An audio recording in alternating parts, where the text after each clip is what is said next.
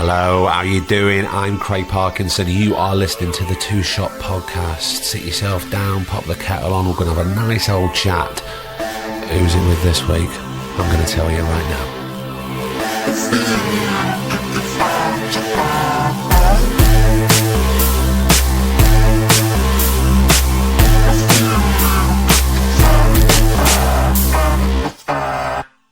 How the devil are you? It's Thursday. My voice is a little bit crook. I'm not Australian. Just because we've just recorded 3 episodes in one day today. We've come down to London, me and Griff, because we've got 3 days of records. We've just met some incredible people over the last 2 days. We've got one more day of it tomorrow, and I'm really looking forward to it. I can't wait for you to hear it. I think you're going to love them. So, officially back last week, and we were overwhelmed with the response to Morven's episode, and also the fact that we're back, and it feels really, really good. And I'm really thrilled that we kicked off with Morven Christie last week. If you haven't listened to it, do go back and listen to it. It's a bit of a special episode, and we couldn't thank Morven anymore for coming on. And who knows, I'm sure she'll be back in the future, because I think we've still got a lot to talk about, to be honest. So moving on, what would we do? Where would we go next?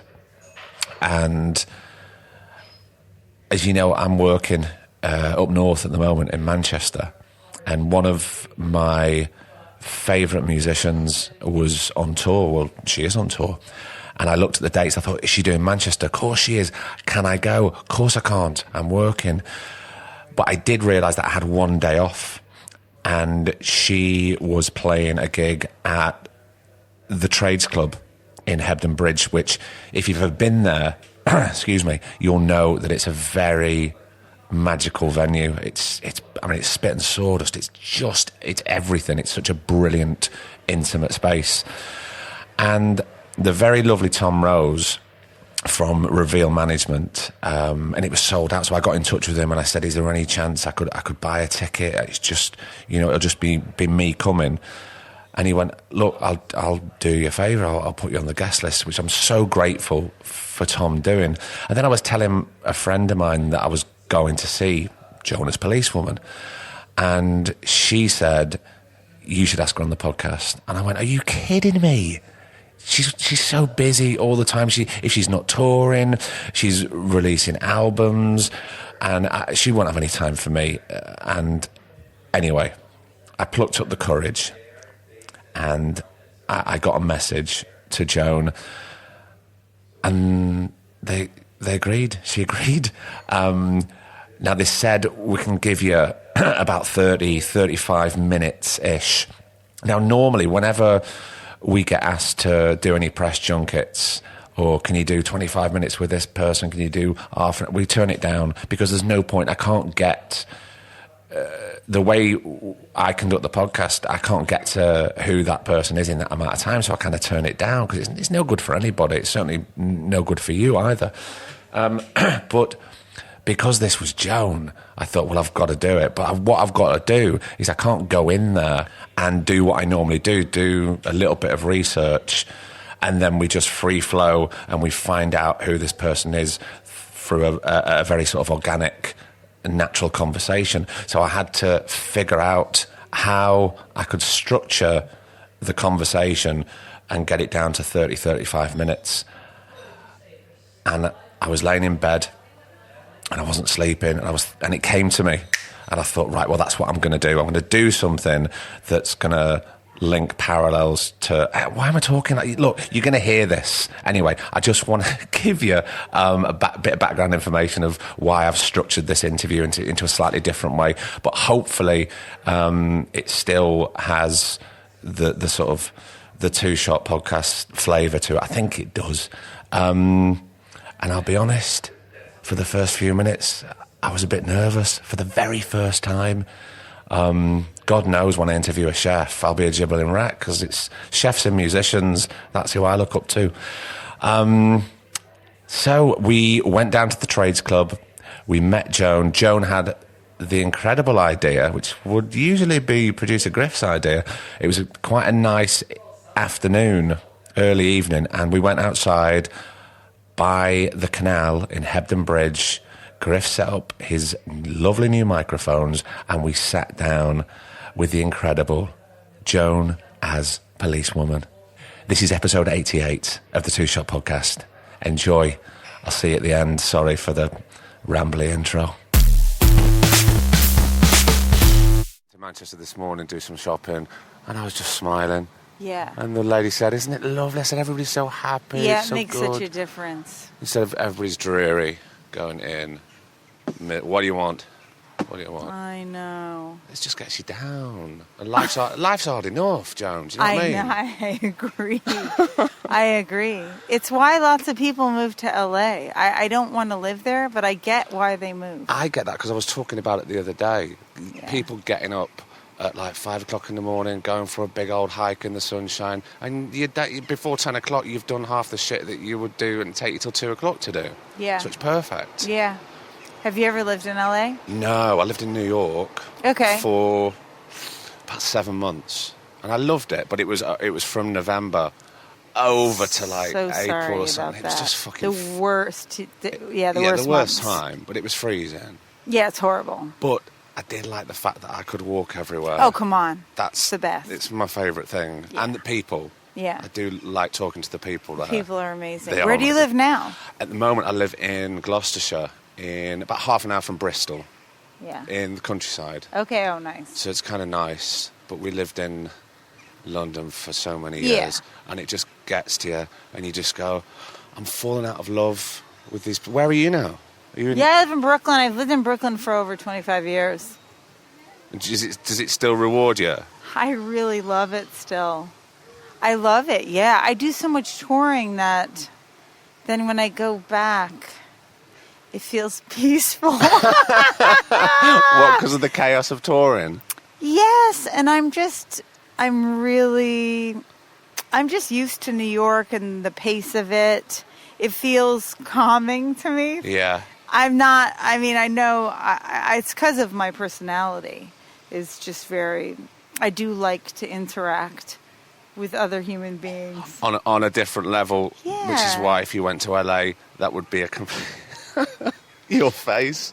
Yeah. I mean, But LA is really fun to visit for me, Yeah. and then I'm very happy that I get to leave. are you bad at small talk? Or are you bad I at... guess I just never want to get good at it. No, exactly. That would be a downward spiral. Because, whenever I think about you, I always go, well, you're always touring. And if you're not touring, you've always got an album out. As a person, are you good at stopping and going, I'm just going to switch my head off and stop doing this now? I really love working, but I do know that I need to go to a beach and lie there for a week. To look after yourself, a bit of self-care. Yeah. I mean, recently I went to Buenos Aires for a couple of weeks and I couldn't help it. I had to set up a solo show while I was there. But most of the time I did nothing. Right. So, I can do it. I have to make sure I schedule it in advance. So it is in you to stop, but it's kind of hard. Do you wrestle with that? Do you fight with that?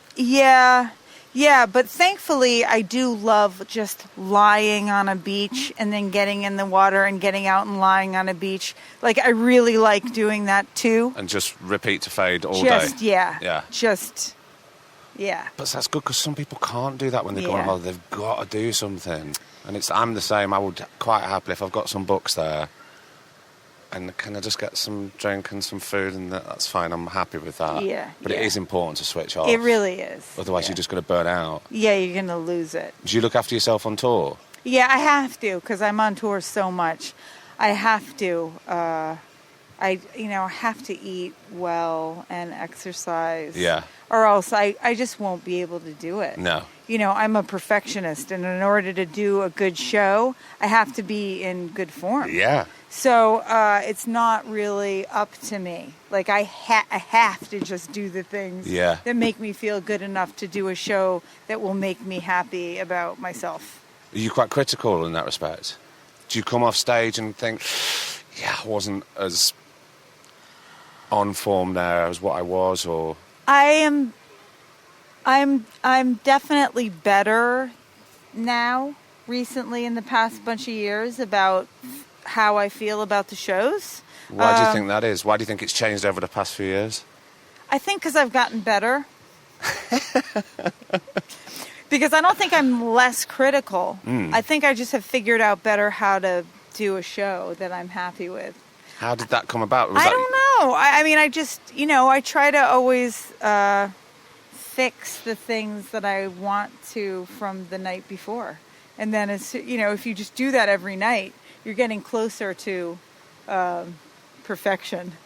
But are you ever happy? Yeah. Oh, yeah. Do you ever come off and go, that couldn't have gone any better? I feel that. I feel that a lot more now. Yeah. I'm happy often. Yes, I'm happy often. Was it worse back in the early albums, or? It was not as good, but the fact is like I started doing my own music when I was in my mid-30s, so I had already hated myself so much. Throughout my 20s and my early 30s, and then once I started like writing my own songs and singing them, and I mean definitely getting positive feedback was really helpful. Was it nervous when you first put yourself out there to do the solo stuff? I mean, yeah, I knew my family and friends would hear it, and beyond that, I had no idea. Oh, really? Yeah. I mean, because you don't know. Yeah, but sometimes you want, even though you think, but you might want to go to a bigger place and a bigger audience, but you didn't think beyond that. I don't really think I don't think about life that way. I sort of I know what I have control over, and that's making the music. And then beyond that, what can I do? But that's so important to know what you have control over, because otherwise you're going to drive yourself potty if you keep thinking about the stuff that you have zero control over in life. Yeah, so I mean, I do concentrate on making the best music, and then it's kind of like, there's not much I can do after that. Then, do you like it? Great. If you don't, okay. I was listening to an interview with a girl called Rebecca who used to be in a band called Slow Club, which was a duet, and she's recently gone solo. Oh, yeah. This year, and she's released an album, and it's really fucking good. Yeah. And the interviewer said, were you worried about, coming out of that, the safety of the band and going solo, and how the critics had respond? And she said, well, I didn't really think about it, to be honest, because I'd worked so fucking hard, and I was really happy with what. So I'm critic proof. It won't matter to me, because I know what I've done is to the best of my ability, and that's what I had control over. Yeah. Do you kind of feel the same with that respect? Yeah, I mean, it's not like I am critic proof, because if someone, even if I know it's just one person's opinion, says something, I will think if the review is 99 positive statements and 1 negative, I will think about that negative thing. It'll just be on repeat in my mind. Whether I think I have any respect for that reviewer or it doesn't matter, does it? No. And I know that about myself. So actually, I don't really read reviews, but I do when I say, you should really read this. Is there anything negative in it? No. Okay, then I'll read it. I mean, I know, but then again, on the flip side, if you believe the good, you've got to believe the bad, haven't you? Yeah.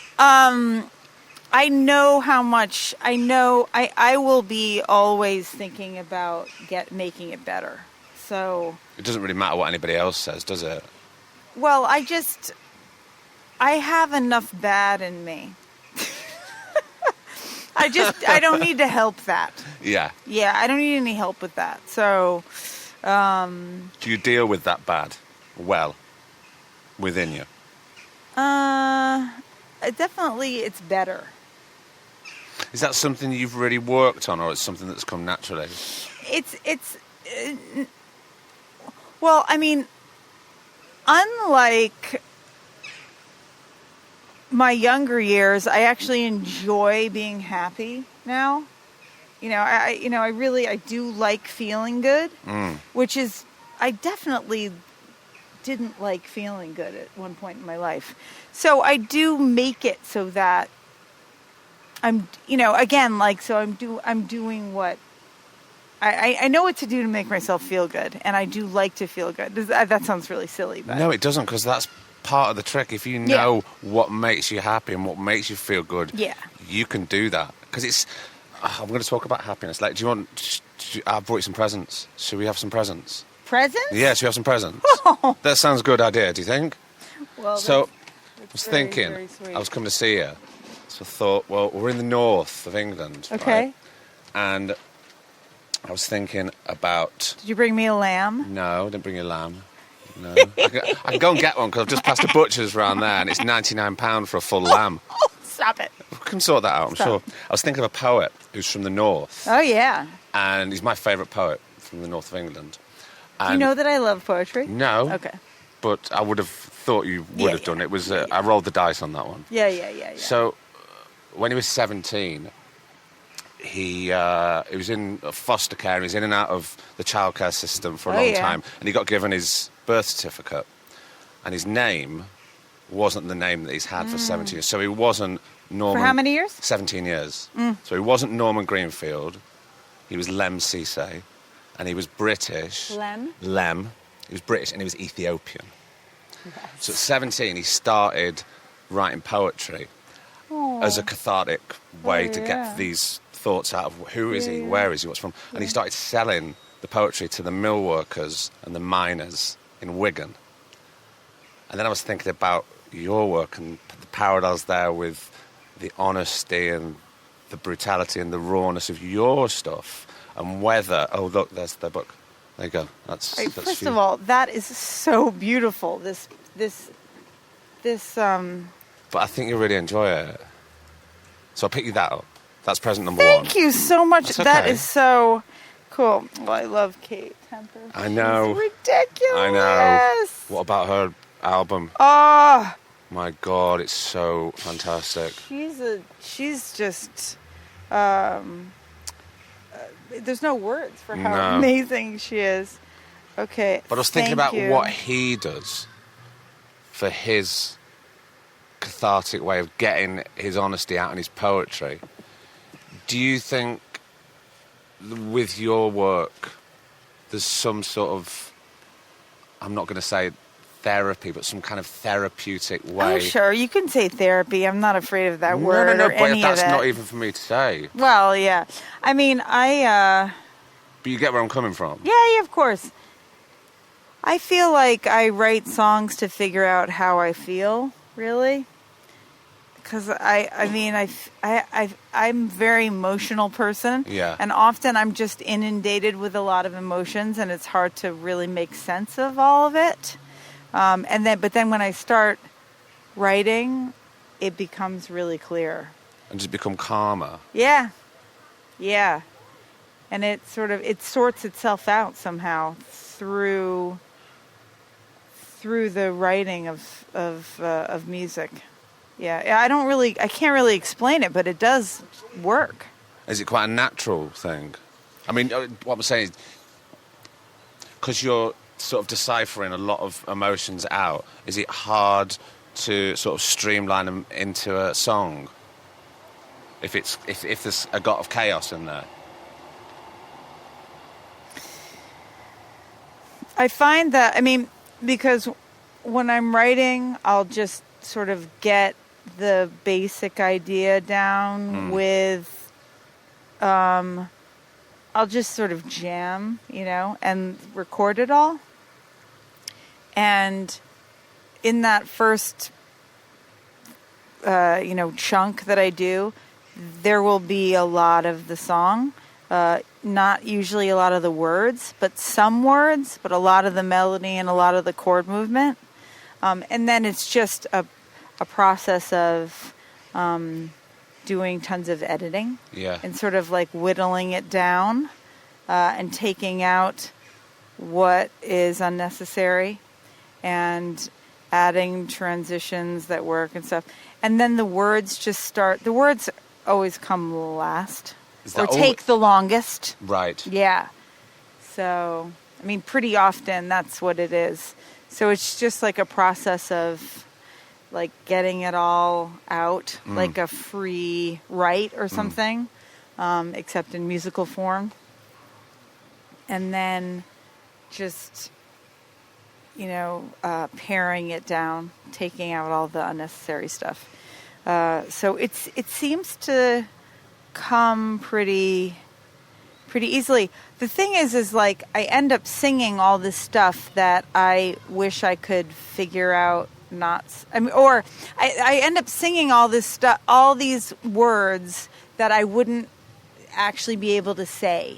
If I was like just saying, "Oh, this is what's going on right now," well, I wouldn't actually be able to get to the crux of what I can get to when I'm singing. Well, I was going to say that. I was going to say what comes out a lot in your songs. I was wondering, is it that easy as a human being for you to be so open and honest with your emotions as opposed to in a song? It's helped me be more, that's for sure. Yeah, but yeah, I mean, that's really good for me. Sometimes not so good for other people. No, it's good. It's best for everyone, even though some people don't think so at the time. But as we know, being as forthright and honest as possible is always the best for everyone and always the most respectful. Even if not right at that time, then it will be along the way. Yes. 100%, I'm with you. Yeah. Have you ever got to a point where you've gone, no, I just don't want to do this anymore? I don't think you have. For music? Yeah. Oh, yeah, no. No. You never ever see yourself doing anything else? Well, I could see myself doing other things, but on top of music. Yeah. I just love music. Is constantly fascinating to me, and I don't have any roadmap of writing songs. So every time I sit down to write a song, I have no idea where it's going to go, so therefore it's never boring. So never. It's constantly evolving, and it's exciting. Do you make music? No, I wish I did. Well, no. you could. I'm sure I could. Yeah. No, I don't know. I don't think I've got it in me. I just like listening to other people and getting inspired that way. Okay. I found an album this week by a band I've never heard of. Who? What? Called Wusamono, right? So I kind of looked them up. I was trying to get it for you. Because it made me so... I was walking around this week. I started back this job this week, and I'd had 5 weeks off because this fella broke his wrist. Oof. So I just went back, and I was a dad, and I switched my acting head off, and I'm just going to be a dad and forget and not care about acting for 5 weeks. So I went back, and then I was back in this space. And I'm going, I'm not really prepared for this, and it made me feel a bit... Not sad, but I was a bit just out of sorts and a bit... So I just went sort of running, and I found this album... And it just sort of made me really happy. And anyway, I tracked them down. Big DIY job, their own label, no physical copies apart from their website. And then I got in touch with them, and they got back to me. And they said, we're going to send you a copy. Aww. And I said, right, okay. And then I said, and then I'm going to send it to you. Because I thought it really made me happy. And I thought, are we in touch with ourselves when... we know when we're sad, and we deal with that, but do we acknowledge when we go, yeah, I'm really happy today? It's a funny thing. Would you describe yourself as happy now, as a happy person now? Is it something... I mean, I think I constantly work on it personally. Yeah, I feel pretty content. That's a good place to be. Yeah, I do. I mean, the thing is I could tell you all the things I think I need. But the fact is right now I have everything. Or that I think I want. It's just like... like right now, I mean, But that's kind of all what happens. Yeah. That's all what is involved is right now. I get to play a sold-out show tonight. Yeah. In such a fun venue. It's a really cool that venue I've as well. played a bunch of times. Yeah. And that's like run by real people. You know, in a really magical, weird hamlet, whatever the hell this is called over here. I think magical and weird is spot on because I've just been walking around town as well. Yeah. And I mean that with affection. Of course. Yeah. There's nothing bad about magical and weird. No. And, you know, I mean, so, yeah, I feel pretty content and I wake up happy. That's so important. It is. Do you miss home? When you're touring for so long, do you get to a point where you go, I love what I'm doing, but I just want to get back to Brooklyn now? Yeah, I do have that. Or does that come in waves? I suppose you don't really control that. It just happens when it happens, doesn't it? Yeah, I mean, I definitely do miss home sometimes. Yeah. The thing is, I know I'll be home sometime. You know, I mean, in a couple of weeks, I'll be home for a week. And that'll be really fun. It's my birthday that week, so I'm going to have a party on my roof. Brilliant. You know. And then I'm out again. Then you're out again. Yeah. Yeah. But you'll have had your party, but you'll have rested and you'll have been home and you have the comforts and securities of home that will feed you, ready to get back out, won't you?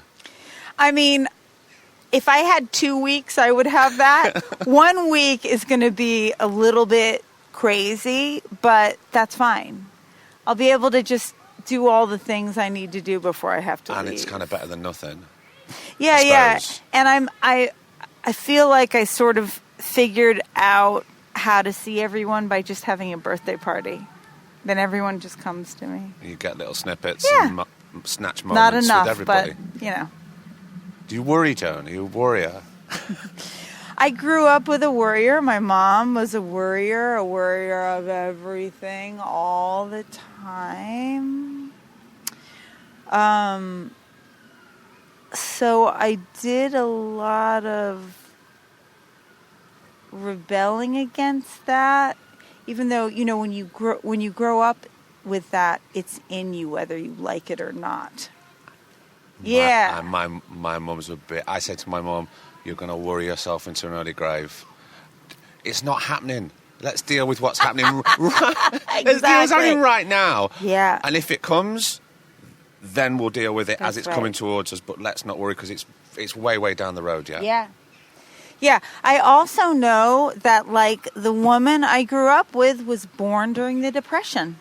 Yeah. Different times. Yeah. You know, and different way of seeing the world. And I mean, I just feel so thankful for getting to have the life I do, you know, and not feeling like I have to worry about everything all the time. I have a little bit of a, like, you know, a little bit of an OCD thing, but it's not so bad. She says... I'm not very convincing. No, you are convincing. But I'm not. I'm not like worrying all the time about things. I'm not. Do you? You have kids. You have kids or kid? I had kid. Okay, how old? 8. Just turned 8. Nice. It's very funny. I bet. I bet. But no, I don't. In that respect, I don't worry. Like, I don't worry for him. Like when he's out That's at school, good. I don't That's worry. You know, Yeah. what if he's going to get taken? I'm glad. They're not 'cause- realistic worries. Yeah. No, I agree. And But neither were our moms. no, I know that's true. That's true.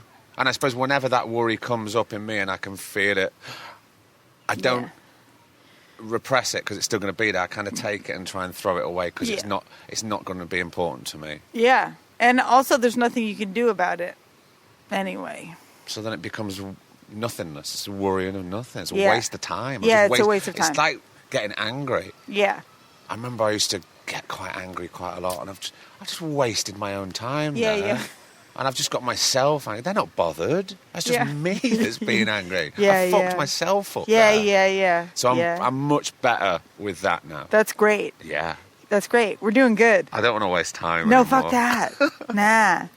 What are you like when you come off stage? How do you feel? Does it take you long to come down? It takes me a second. The thing is that I go out and I talk to I like sign people stuff after every show. So that's like I've seen you loads. I know what you do. Come down. Okay. Yeah. All right. Cool. And that's really fun for me because especially on this tour, I'm on the stage by myself the whole night. Right. Which, for one thing that means I don't have any band members to embarrass. Oh, come on. I don't think you embarrass Oh, any no, band I say members. so many things. I can just say whatever I want and not have to worry about embarrassing anyone. Or putting anyone on the spot. I really do like to make people comfortable. So, and sometimes that means that, anyway, so it is nice for me to just have some conversation with people after the show. And then, it takes me a while to come down because I'm full of electricity. Yeah, I know. But that's it. You doing the signing stuff, I suppose that's a very natural way of calming down. It is. And how does it feel being up there now on this tour just on your own? Oh, it feels fine. But was that something that you wanted to do? Was that a conscious thing? Or was it just because of what you were playing? Or I've done a bunch of solo stuff. I haven't done a proper solo tour for a long time. Since I was first starting an actual solo tour because I love playing with other people. I just love it. Yeah. And I the last record that I put out, the Damn Devotion record, I had a band that was just for me a perfect situation in terms of musicianship and personality. So that was a high, an absolute high for me. So thinking about doing this tour, I was like, oh, is this going to be really rough not having them to play with? in what way? Lonely? Or Yeah. because you need the camaraderie, I suppose, as well. When you're on tour. It is. They're my close people, So, and there's so much laughing, So I was a little bit worried about that, but I'm touring with two guys, and we have that anyway. I'm touring with the sound guy that I've worked with forever, and Tom. Yeah. So that happens. That happens as well, and I make it so that every night there's something for me to concentrate on doing differently from the night before, so I can I do feel like I constantly need to be evolving. And switch it up a bit. Well, you are. So I've got you one last present. Are you excited? I'm so excited. This is the after show. So it's really nice sleep tea. Oh yes. So that could help you just calm down naturally. A nice bit of sleepy tea. Yes. Oh, that's really good. See? I'm going to be out, nodding out. That's great. Thank you. That's so sweet. No, thank you, Joan. It's been brilliant talking to you. And Mark Riley sends his love. Aww. How often do you talk to him? Well, he's been on this podcast. Yeah. And we had a right good hour and a bit together. We just went through it all. Yeah. But I know that we had time restraints today. Otherwise, I could sit and talk to you for at least 2 hours about everything. Yeah, there's a lot of stuff. There's a lot of stuff. But, yeah, no, I love Mark. And I texted him when Tom said that you'd agreed to come on. I went, of course. I'm meeting Joan. She's going to come on the podcast. He went, that's fucking great, man. That's Aww. amazing. And he sends you so much love. I love him. He's been such a massive champion of yours, hasn't he, over the years. I know I owe him a lot. He's the best. Yeah, he's brilliant. And he's also so funny. He's hilarious. Yes. And all his jobs that he's ever had. Do you know about all of those? I mean, no, I'm going to sure send you I don't. I'm going to send you his podcast that he did with me. You've never known a man do so many different jobs in his life. He has a lot of energy. He's good fun. He is. He is. Well, I mean, I feel like I need to now do the part where I interview you. Look, but I know we're done. Do you know what? You're more than welcome. The door is always open for you to come back. And do you know how many people over like how many episodes we've done of this go, when are you going to be interviewed, Craig? I would say this now, live on the podcast. The only person I will ever let interview me is you.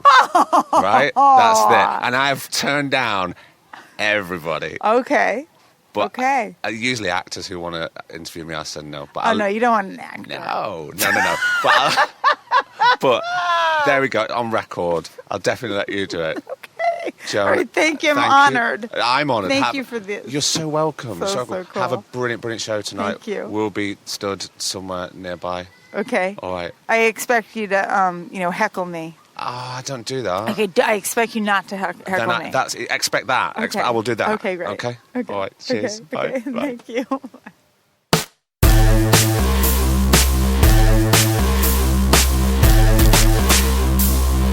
And another episode is done. Well, I mean, it's nearly a week since we recorded that. Yeah, I'm still buzzing. Big thank you to Joan for coming on. Big thank you to Tom Rose at Reveal Management for sorting it out. Massive thanks to the Trades Club. And, what a force of nature Joan is.